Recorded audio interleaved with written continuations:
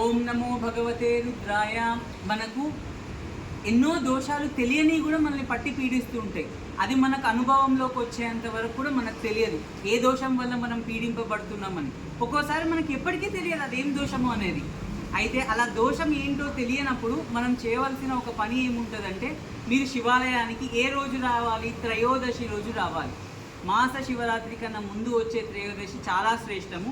అది కాకుండా ఇంకో త్రయోదశి వచ్చినా కానీ ఆ రోజు మీరు ఏం చేసుకోవాలంటే, పంచామృతాలు కానీ మీ దగ్గర ఉన్న ఏ ద్రవ్యమో కనీసం నీళ్ళైనా తీసుకొని పూలైనా తీసుకొని వస్తే, ఆ రోజు కొన్ని స్వయంభూ శివలింగాలు ఉన్న శివాలయాల్లో మనకి నంది అభిషేకం చేస్తారు. ఏకకాలంలో నందీశ్వరునికి మళ్ళీ తర్వాత ఈశ్వరుడికి కలిపి ఒకటే రుద్రం చదువుతూ ఇద్దరికి అభిషేకం చేస్తారు. చేసి ఒక్కటేసారి ఇద్దరికి హారతి పడతారు.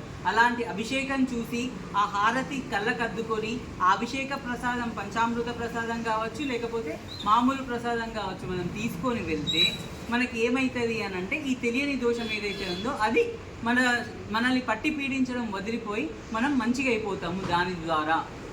ఇలా చేయండి. శ్రీమాత్రే నమః.